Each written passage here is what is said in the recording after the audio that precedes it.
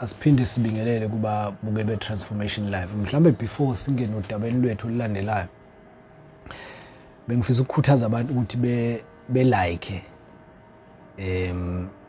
before ilalela ivideo sacela ukuthi ulike ngoba ukulike kubaluleke kakhulu. Uyalike or uyakhomenta, but before nje ibuke ivideo siyacela ukuthi uyilike ngoba kubaluleke kakhulu lokho. Kukhomba kwenza ukuthi ngesikhathi niyilike ngobuningi ivideo uYouTube akwazi ukuyiphusha eyiphushele kwabanye abantu ukuthi beyibone. So siyacela ukuthi umuntu before ubuka ivideo ayilike. Njoba ngeke ngasho ukuthi ziningi kakhulu indaba esinazo, kodwa siyacosha lezo nalezi sicabanga ukuthi umuntu zizomsiza. Ngike ngingabhalelwa ngenye intokazi esencane nje yase Newcastle. Ngeke sisho ukuthi une Newcastle. Le ntokazi ikhala ngokuthi ineminyaka u20. Ineminyaka u20. So ithi ngoDisemba bekumele izocelwa kubo wayo. Ithi khona ubaba obekumele azoyicela, imbiza ngomkhulu ke yona. Ithi lo baba ucishe lingane nobaba wayo, ayimfuni, ayikaze nje yamfuna.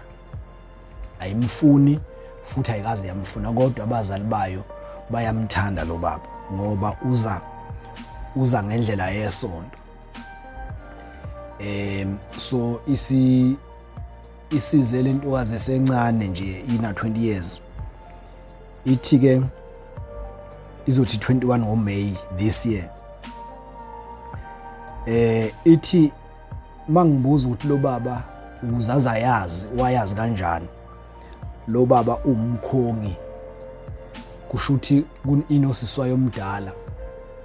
Lo siswayo bezolotsholo, wathi ezolotsholwa lo baba waye umkhongi. Lo baba wafika wabona yona la ekhaya.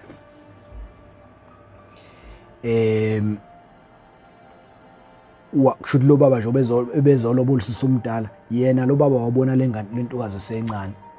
That was 20 that was last of last year, ngoba u2024 manje. So it was 2021. Yayinangaki, yayina 19 years ngaleso sikhathi. So lo baba wayikhulumisa ke lokho kuyikhulumisa nje phela okwangatheni. Uma sebehambile kade beqeda ukuzolobola, lo baba wayesefuna inamba yalengane eyifuna kusibaru wayo lo ababeyomlobolela. Lo baba wayifonela, ithi wayifonela lentokazi esencane, wayibuza ukuthi ngalibhala lolu daba lapha page. Wayifonela lo baba wabuza ukuthi ayifuni ne-airtime. Yathi intokazi lena hayi iyayifuna, iyayicela.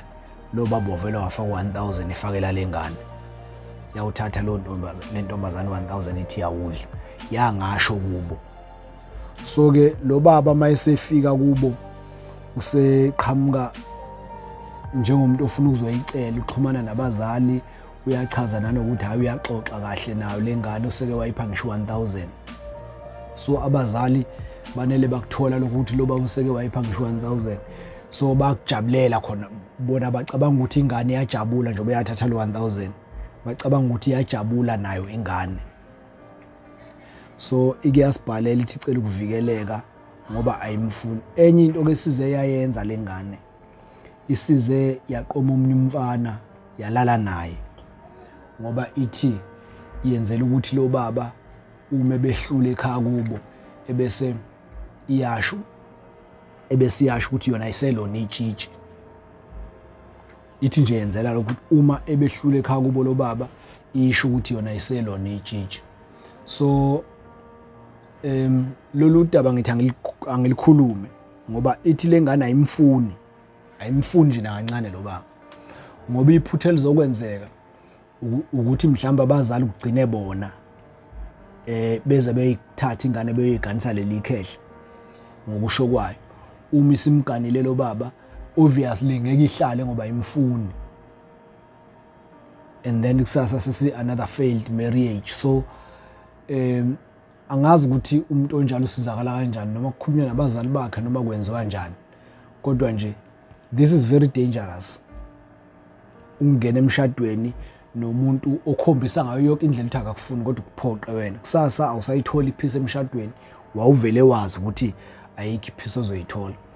Bengithi angidlule nakulolu daba ngoba this is very abantu abaningi abayinaki le.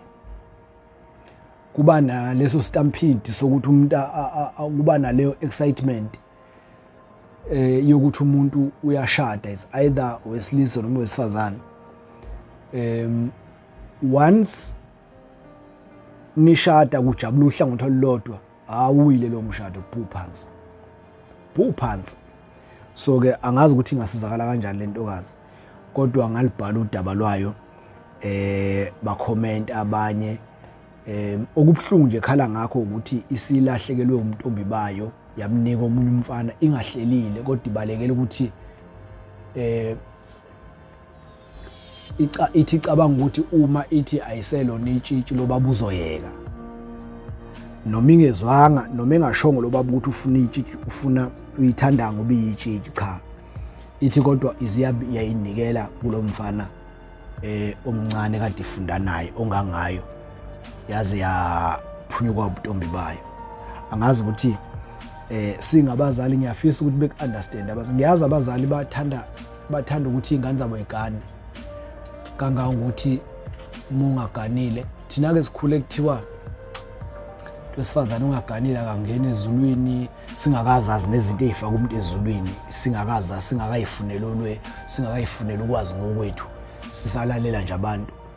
Kuthiwa umuntu ongaganile akangena ezulwini, umuntu ongaganiwe akangena ezulwini, umuntu ongaganiwe ukuthi umuntu ongaganiwe ukuthi ayikho impilo ngaphandle ukuthi umuntu. So sikhule thina nalokho. So nabazali bethu banaleyo nto ukuthi ingane bayisenhlanhleni mabeyiganisa, bayisenhlanhleni. So mayinqaba inhlanhla, ngiyengibona nala inkundla zokuxhumana umuntu mayethi yena akafuni ukuyoshada usibanibani, manje uyamlobola bethi abantu hayi ngeke inhlanhla ukugana ungakunaki ukuthi wena umfuna kodwa ukugana kuyinhlanhla. Ngivele ngibona ukuthi hayi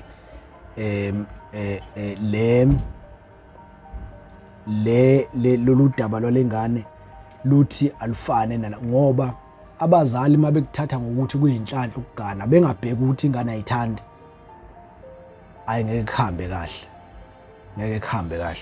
Bengithi angikushare lokhu ngoba olunye lodaba esake salibhala. Sijwayeleke ukubona thothi abazali be-excited ngokuthi ingane ayishada, ingane ayifuni, qhambe ingane yashada yabuya sekuqala futhi kuba inkinga. Thank you.